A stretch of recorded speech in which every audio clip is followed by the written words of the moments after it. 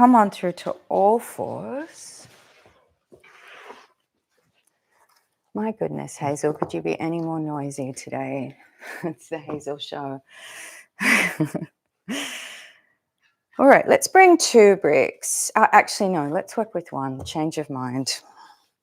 Let's bring 1 brick to the mat. We're going to set ourselves up onto an all fours position.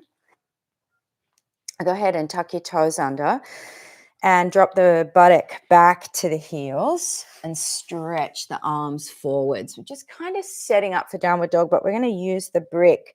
So I want to take a little bit of a body measurement first before we go up. So now bring yourself back up to all fours after taking that measurement. So buttock back to heels, extend the side ribs, extend the arms. So we're really just measuring where are our arms reaching when we take the buttock back in this way. So that helps us set up the frame for downward dog. Now, bring yourself up to a long all fours. Bring as best you're able, your shoulders over your wrists. And then this single brick that we're working with, have that underneath the chest, more or less. You might have to move that. And as we get up into this shape, you also might need to have the brick on the medium end or on the high end, just depending on your flexibility. So I just happen to know that for my body, it works on the low end. You can even stack 2 bricks on top. So there might be a little bit of coming and going as we get up into it. So with toes tucked, lift the knees off the floor. We're going to use everything we just cultivated in the chest here and bring the forehead down onto the brick. So I've just had to move my brick a little bit closer to me. So you want to have the skin of the forehead just right on the brick there.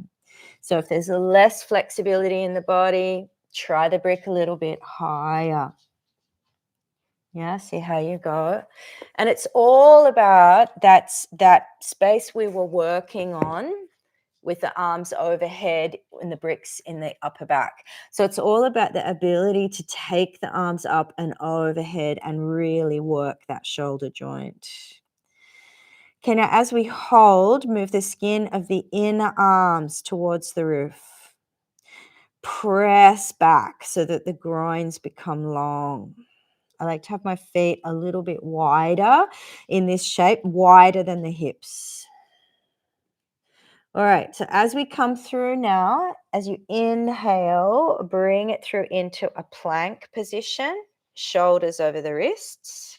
Keep the toes tucked here and drop the pubic bone down onto the brick surface so that the hip complex is caught by the brick. That's going to enable you to bend the elbows a little bit, to swing the skin of the upper arms flowing towards the wall opposite you, and the chest comes through between the upper arms. It's upward dog. Reach up through the soft palate. Okay, firm the thighs, like lift them away from the floor. Okay, let's go back to downward dog. And you might find that your ability to drop the forehead to the brick improves. Okay, lift the inner arm. So that means thumbs down, first finger down, and then you roll the whole inside seam of the arm. You'll feel the shoulder blades reset when you do that. Press the hands forward and down, lengthen the groins, sink the heels. Okay, let's do it again. Come through to plank. This time I'll add the breath with an inhale. Right. As you exhale, firm the legs and drop the pubic bone down onto the brick surface. As you inhale, bring the chest through the inner upper arms, but still continue to make that spiral in the arms. So it's as if you're turning 2 jar lids under the hands. Right hand jar lid goes to the right, the left hand jar lid goes to the left. Lift the thighs, firm the buttock, open the chest here. Okay, let's take it back, downward dog. Couple of breaths in that transition. Now, I work with my feet wide in this shape because as I get into the back bend, it can be a little bit tight in my back. But you might find that that's not the case for you. Try stepping the feet in and narrowing them a little. Okay, last one of these. Come on, inhale. Bring the shoulders over the wrists. Exhale, drop the pubic bone through to the brick. Inhale, open the chest. So you should feel the buttocks strong here, the thighs strong, the chest soft, yielding, coming right through the upper arms. Maybe you don't even need to bend the arms at the elbows anymore to get the same sweet space. Okay, downward dog. Let's lift it back. Now, if you want to shift that brick out of the way, you can. We're going to hopefully now we've got enough openness to bring the head to the floor. So this is actually the classic form of downward facing dog. This is the path we're all on. Take one more deep breath here. Inhale. Nice work today.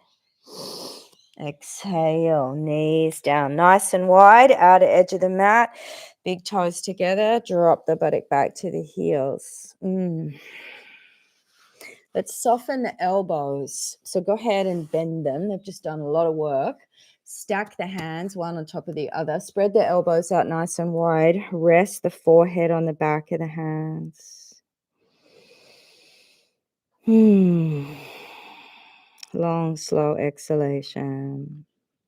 Let it go.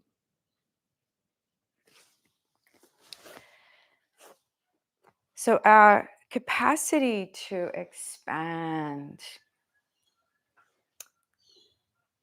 to find a space of flexibility is really housed in the shoulders and the hips in the body. And in the springtime, we focus our work often around these two joints. These four joints, opening up the lateral spaces that move in between the shoulders and the hips, and then moving as much flexibility as we can into these joints. And it's a lot about just being on the path of the periphery, like constantly working ourselves out to the edge so that we see the whole field. We take in all of the horizon. Otherwise, the tendency can be to be a little bit narrow-minded, a little bit single-focused, a little bit, well, we've always done it this way, so this is how we do it. When we move into the periphery, we're able to say, wow, well, we could actually do it like this, and it might work. So it's kind of like invention in a way.